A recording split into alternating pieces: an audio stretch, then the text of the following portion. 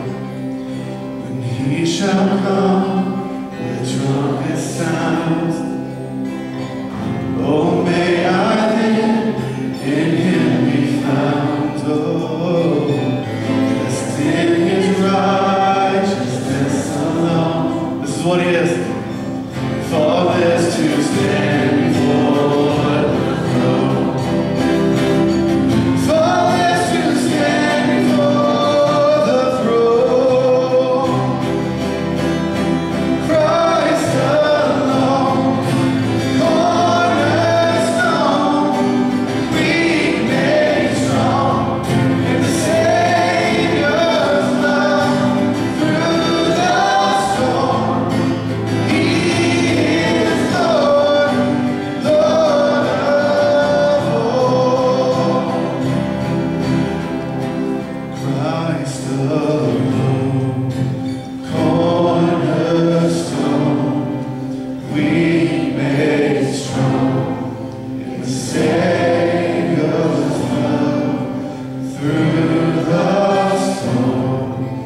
He is Lord, Lord of all. Amen.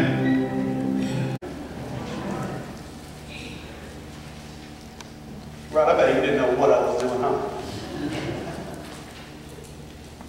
I didn't either, I don't think. Well, good morning. I'm super excited to be with you this morning. And I'm very excited about what we're going to talk about.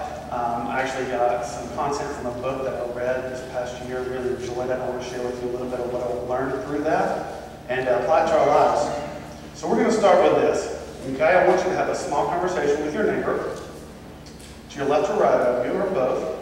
And I want you to share with each other what in this world royally freaks you out more than anything else. Snakes, little things that crawl, if you don't like heights, whatever it is.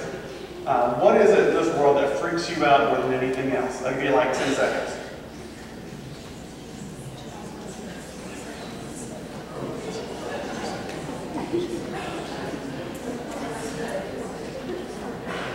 I've heard snakes about 1,000 times already.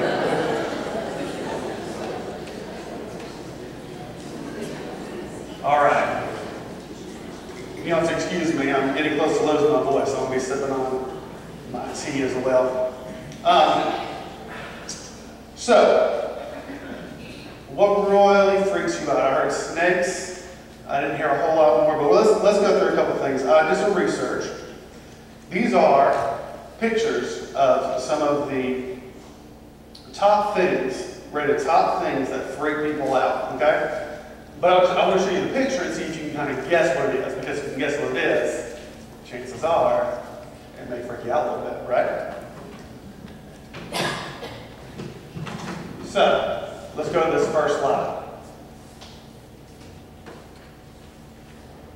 What might this represent? Public speaking. Some people look at it and be like, I don't know, yellow chairs, I don't know. For those of you who may not like public speaking or it freaks you out, you would have guessed it, right? Public speaking, let's go to the next one.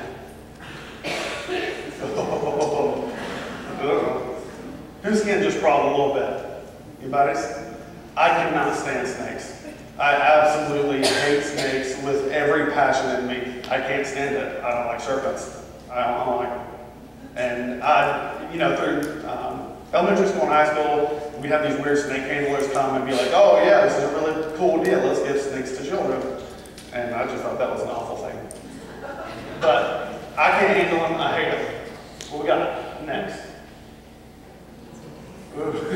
So many people just looked away from the screen. Heights. Raise your hand if you have a fear of heights. Anybody? I can handle it until a certain height, and after about 10 feet, I want to come back down. I don't like it. Is that the last one? Oh, I think this is the last one. What might this be? Claustrophobia. I'm a very claustrophobic person, believe it or not. Do you want to know why? I have, wrap this around your mind, okay? I have been stuck in 3 elevators in my life.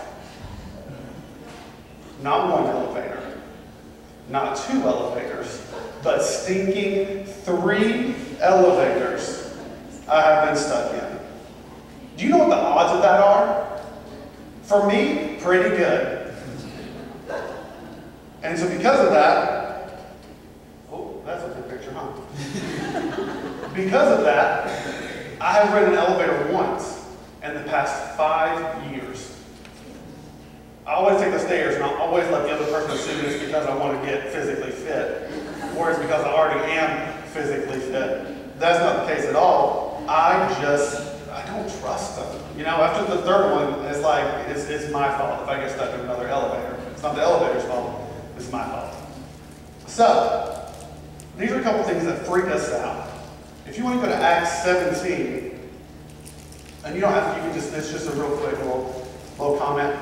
It's Paul, and he's walking up this road, and he knows he's about to go share the gospel with some people, okay? And so this is what it says, Acts 17:16. Now while Paul was waiting for them at Athens, his spirit was provoked within him, as he saw that the city was full of idols. That word provoked. Okay, if you translate that specifically, literally from the Greek, it means he freaks out. Okay, so he's walking up, and he sees all these idols, hundreds of idols everywhere, people making sacrifices to them, and he freaks out. And I think, do we do that sometimes? We look at circumstances, we look at the context around us, and sometimes I think that we freak out, and I think that we don't consider ourselves evangelists. But I want to challenge you, okay? What if I told you that everyone here was already, without a doubt, an amazing evangelist? Okay? And I believe that everyone here is already an incredible evangelist. Now, it may not be for sharing the gospel, but all of us are great about sharing something.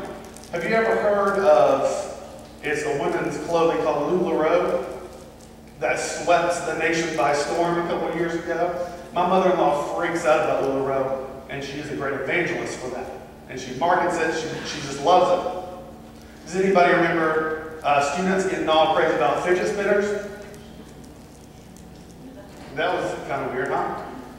So, students everywhere were huge evangelists for fidget spinners. For me, I love my Apple Watch. It's very nice. I like it. And I like it because it helps me in tons of areas of my life. I can tell you every single thing that my Apple Watch does. I can tell you that it tells time.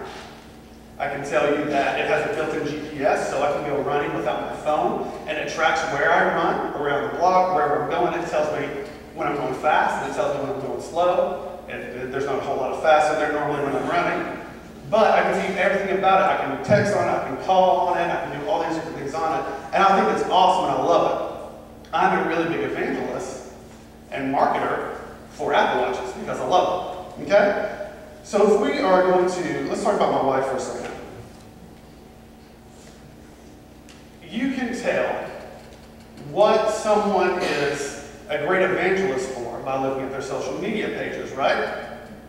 Okay, so, and we saw one of the pictures earlier, but we're going to skim through them. I'm going to show you just a couple pictures that I took from my wife's Instagram and Facebook, and you tell me what she is a big evangelist for. You would think it would be her endearing, gracious husband. That's not the case at all. But let's look through a couple pictures, okay? This is what she's posted mostly about. Okay? There's one picture. Here's another picture. Here's another picture. They're both dressed up as Starbucks coffee. Here's another picture of them looking deeply into each other's eyes. Here's another picture of them going on a run that they did not invite me for. And then last but not least, another picture of our dog, I guess, watching the eclipse from last year. So, after looking at all these pictures, we can conclude what? That my wife is a very good evangelist for our dog, and her name is Sky. And Chelsea will probably tell you at sometimes it may be a lot easier for her to tell you about Sky than it would be for her to tell you about Jesus. And I think we all fall into that sometimes, don't we? That's a good picture, isn't it?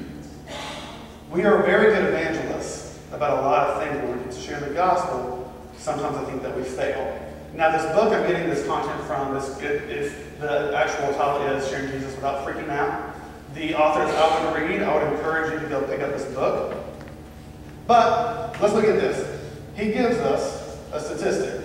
And this kind of blew me away when I looked at this. Let's look at this. 61% of evangelicals haven't told a soul about Christ in the past 6 months. 61% of evangelicals haven't told a soul about Christ in the past 6 months. You know, I bet that 61% of evangelicals have shared pictures of their dog. I bet 61% of evangelicals have shared pictures of their Apple Watches, of their favorite TV shows. They're very evangelical about their favorite baseball team, their basketball team. But Jesus doesn't come across their lips nearly as much. And for me, this was a very convicting point. I have gone 6 months before. I can really tell you, I have gone 6 months before and not told anybody about Jesus. So, what I want to do is go through a couple reasons. Why don't we? And he gives us about 4 different reasons. Why do we not share the gospel? What is it about sharing the gospel that freaks us out? And he goes through it, and we're going to name those, we're going to claim them, and I think that will help us in our venture here, in our calling, to share the Great Commission. So he gives us 4 reasons. Okay? Now the danger here, I think in almost all 4 of these you can tell, is that we make sharing Jesus way too difficult sometimes. We make sharing Jesus way too difficult. We expand it in our heads to become something that it's not. And great honesty, this is something that you and I were created to do, and it can become a very, very easy thing. Okay, so number 1, results from a proper training mindset. And so this pretty much means you get in your head that you have to be you have to be trained in a specific way to share the gospel. And that's just not true. All you have to do is share the love of Christ to someone. I want to give you an example. I majored in youth ministry in college, and I was in Christian studies, and I switched over to youth ministry, thinking and hoping that it would be maybe a little bit easier, that the youth classes, you know, maybe there'd be a little bit of kickball and Kool-Aid, and then we practice our high fives and make sure we got those down pretty good. So I went and did my first youth ministry class. The youth ministry classes ended up being the hardest classes in my undergrad period by far. So I went to my first class, and he said, this first month we're going to read a book, and then you're going to take a test on it. It was a book about how to help and train volunteers, okay? So I read this book. There's 8 chapters in the book. I read through it. I decide, I've read through it. I think I'm good. If you ask me a true or false question about it, I think I'm fine. If I get a multiple choice question with it, I'm good. I'm pretty good with the content. So I sit down. He hands out the test. He goes, good luck. We pray. I open my eyes. There's only one question. It said, tell me about the book. And it said, chapter 1, and there was a whole blank page. I flipped it over, chapter 2, whole blank page. Chapter 3, he put all 8 chapters, and you just had to blurt out everything about this book. I was very unprepared for that. And I think that we come to sharing the gospel with that mentality of, I have to be prepared. As if I'm taking a test, I have to be prepared, I have to study. And that's not necessarily true. If we're going to share the gospel, all we have to do is share someone that Jesus loves them, right? So that's number 1. Results from a proper training mindset. Number 2, most believers don't consider themselves public speakers. Whenever we talk about public speaking, does anyone freak out about public speaking?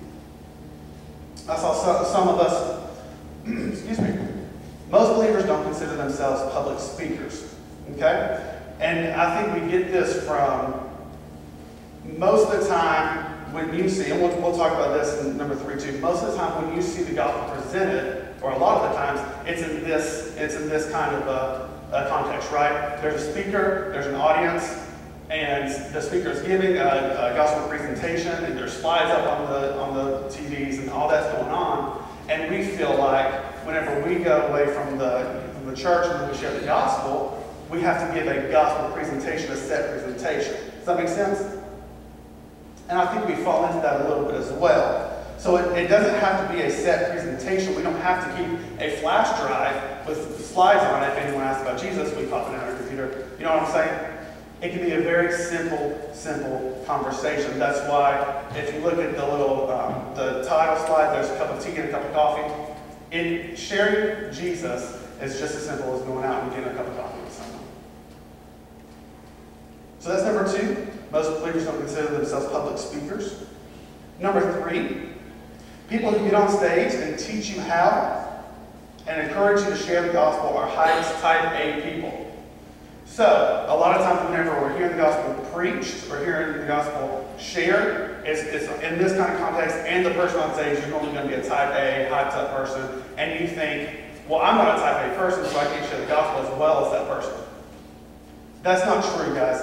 I'm a very type A person. My wife, however, is type A some of the times. About 20% of the time she's type A, or type A. Other times, she's not. My wife will get to a point to where she's had enough people interaction. And at that point, she'll be like, okay, I need to go find a closet to sit in or something, right? That's not the case for me. I could go hang out with somebody all day long, hang out with them, be perfectly fine with a group, of 100 people, be perfectly fine with that. My wife, on the other hand, would just snap and start yelling at people and be like, okay, I gotta go find somewhere to sit down. And here's the cool thing about that. Because I'm more of a type A person than she's not, she could reach a different kind of person that I could never reach. She could reach a different kind of person with the same characteristics that she has that I could never reach.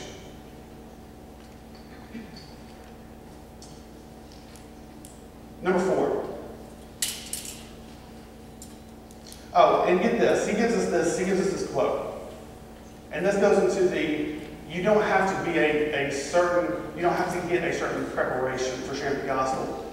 This was, he heard this from a student that he had that just got saved, and then 6 months later, the student said something like, I got saved, and I was so excited about Jesus, I started telling people about Christ. But then I was taught how to share the gospel, and I began to wonder if I was doing it wrong. Does that make sense? And have you seen that before? I've seen that some students that I've worked with, and they get super excited. They start telling everybody about Jesus, and then they do a little bit of training, and then they get the mindset of, oh, maybe I've been doing it wrong, and they back off on that.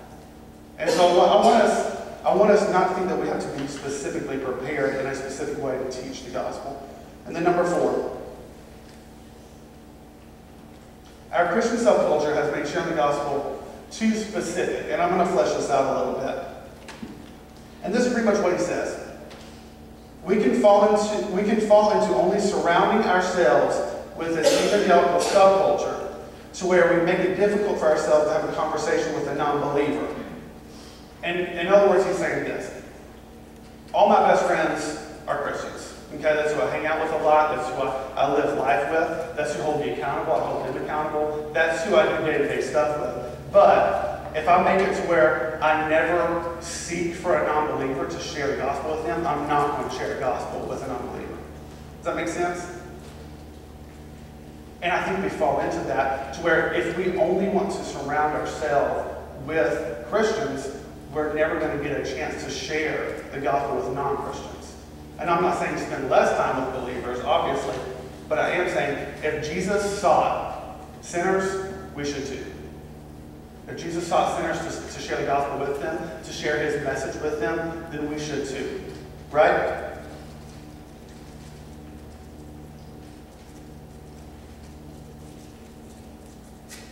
So if we're going to share the gospel, and we're going to do it just very fluidly, then we must break the stereotypes that we've created in these recent years, okay? I believe that we have lost our mission from Matthew 28. We're learning this with the students right now. Matthew 28 is called the Great what? Great Commission, right? And I think that we lose that. We lose that calling whenever we fall into this. And he gives us encouragement right here. where he gives us encouragement right here. He said, God created you for his glory to advance his gospel with the gifts, talents. I'm going to go off this iPad. To advance his gospel with the gifts, talents, and the opportunities that he gives you. And I want to encourage you to embrace these opportunities that we have to fulfill our mission. And here's what we should stop doing. What should we stop doing? Stop overthinking. Here's an example. When I was in 6th grade, when I was a freshman in high school, I was in this weird biology class that you had me, which was a 9th grader, but you also had some 11th and 12th graders in there as well. So that was crazy intimidating. This was my first class. And there's these guys, and they're not believers, they don't act like believers, they certainly don't talk like believers. They are a very different person. They don't really care about Jesus at all. And I'm a believer at this point. And so I'm in this group. It's me, as a sophomore, and there are 2 seniors. And we're in a group of 4. And that just is wildly intimidating to me. So they poke at me, they make fun of me a lot. They curious of why I don't try to have sex with my girlfriend at that point. They are asking me all this other stuff. Why don't you do this? Why don't you do that? And I pretty much, just tell them, it's because I don't want to. It's because of this, because of that. And I mentally, inwardly, I looked and I said, if I tell them about Jesus, they're just going to make fun of me even more. Which in all reality, they wouldn't have. They were already making fun of me to the full extent that they could have. But what do you think might have happened if I actually would have shared Jesus with them? It could have went down a whole different path. And so I overthought about it, I freaked out about it, and just completely expounded it in my mind, and thought all these bad things were going to happen. But in reality, it just kind of chickened out. So we need to stop overthinking it. And we think about this. What is the worst possible thing that could happen if you share the gospel with someone? They say no. Right?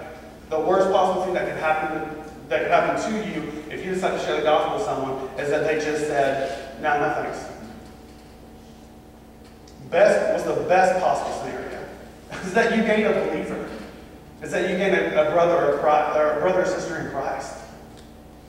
I want us to stop overthinking this. I think we do fall into that a lot, and we think, oh no, what's going to happen? What's going to happen if I share the gospel? What's going to happen if I do this? What's going to happen if I do that? Especially if the other person looks different or acts different than us.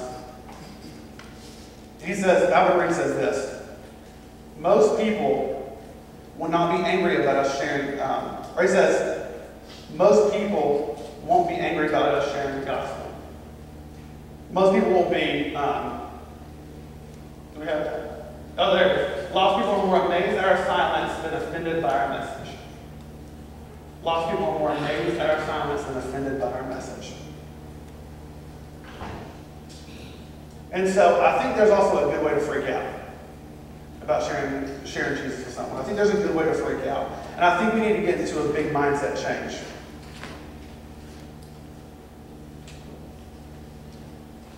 And this is going to be Acts 4:20. So in Acts 4:20, Paul and Silas have been, they've been beaten, they've been put in jail. They said, don't share Jesus anymore. And as they're walking out of the jail cell, they say, for we cannot but speak of what we have seen and heard. And I think when Paul was going up, we talked about at the very beginning in Acts 17, when Paul's going up and he's seeing all these different idols, and he's freaking out, I think he began to freak out in a really good way, because then what did he actually end up doing? He started preaching.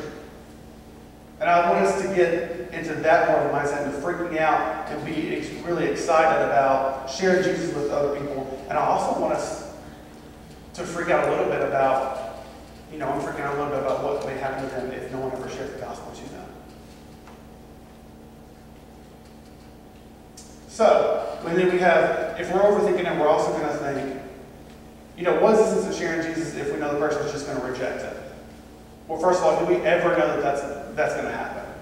We can never say that, well, they're just going to reject it, so why would I do it anyways? Well, we don't know that. And secondly, their rejection has nothing to do with your calling to preach the gospel.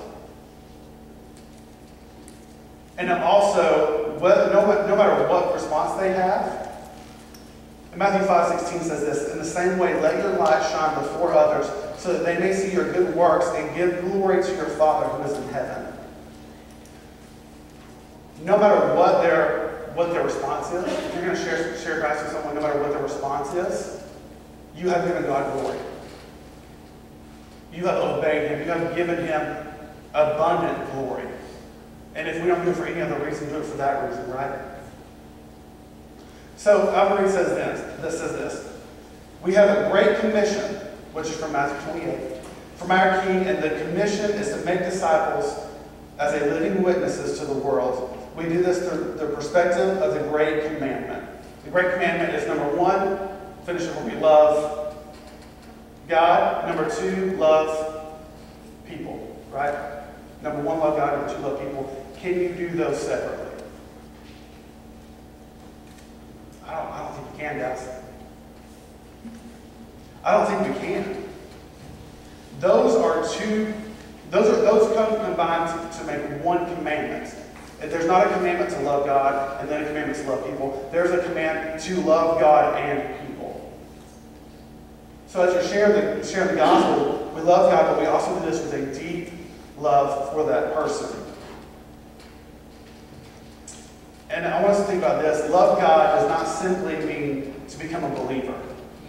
Love God means to have an active relationship with Him, doesn't it? I want to give you an example. I'm married. My wife's name is Chelsea. You don't know her. In our marriage, I'm normally a fantastic husband. And everybody believes that. So we're going through in our marriage, what does our marriage look like if I stop pursuing her? And if she stops pursuing me, what does our relationship look like? Well, it's very dim. It's not going to be, are we still married? Yes. Is that relationship still there? Yeah. But if we're not pursuing each other, the relationship is going to be rather dull, won't it? I think that's the same with Jesus Christ as well. He is always 100% pursuing me and pursuing you. But we get into the habit of stop pursuing God. And I often get in the habit of, I don't pursue Him like I should. And if I'm not going to pursue Him, am I going to share Him? Not. And I want us to get back in, I want us to think about that, get back in the habit of pursuing Jesus. And then lastly, and this is just kind of another thought here, would I ever preach the gospel to someone else if I'm not preaching the gospel to myself? That makes sense? I'm never going to share the gospel, preach this gospel to anybody else unless I share it to myself, unless I'm reading, unless I'm preaching it to myself and letting Jesus speak it into me. So this is the challenge He gives us. Reed gives us a challenge. He says, pray that God gives you the opportunity to share Jesus with someone and the eyes to see it, and ask for the courage to take the opportunity. And I would like to add this week, what do you think this church would look like if each of us shared the gospel with one person this week? How many visitors do you think we would have? If each of us went to a non-believer, shared Jesus with them, and took the Great Commission very seriously. I think whenever we as individuals pick up that gauntlet and we start sharing Jesus willingly, openly with non-believers, guys, I honestly think, when we look at the Bible, rain, is rain normally a bad thing? It's normally a good thing. I was listening to a song, and it was talking about God raining down. Guys, I think this church is on the edge of God raining down on that blessings. People, salvations. I'm ready to throw someone in this baptism. We'll walk in that door for a minute. You know what I'm saying? I think God is ready to rain down blessings and salvations onto this church. And I think we have some willing people to do that. But it starts with us picking up our first commandment, is to love God and love people and share the gospel, doesn't it? Pray that God will give you the opportunity to share Jesus with someone this week and take the courage to share Jesus with that person. And I'm going to take this challenge with you this week as well. And we're going to leave it with this. 1 Peter 2:9. It says this, "But you are a chosen race, a royal priesthood, a holy nation, a people for his own possession, that you may proclaim the excellencies of him who called you out of darkness into his marvelous light." I don't want to remind you, I skipped this slide earlier, but I want to remind you, your calling is to proclaim. That has nothing to do with what their reaction is going to be towards us, does it? So let's proclaim this week, okay? We're going to go ahead and go into prayer. But as I'm praying, and as we go into a time of invitation, I want you to take this very seriously and think of one name of one person that you know is not a believer. And last week we had 129 people here yesterday. So let's assume we have 129 today. I want 129 names called out to the Lord Jesus Christ this morning and said, God, save them. And then I want us to go out and act on it. Heavenly Father, we love you so much. God, I pray that you would be with us this morning.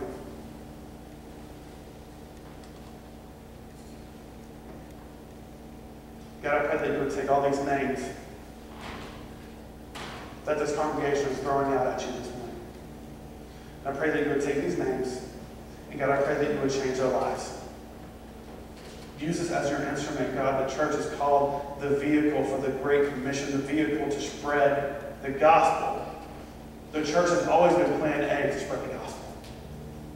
God, so let us take that very seriously this morning and this week. God, I pray that we would stop freaking out about sharing the gospel and we'd start freaking out in a very good way. I pray that it would get to the point where if it goes 2 or 3 days without me being able to share Jesus with someone, that it's just a bad day. God, I pray that we would make you our first love. Be with us. We love you. In your holy name we pray. Amen. If you'll stand, you'll stand.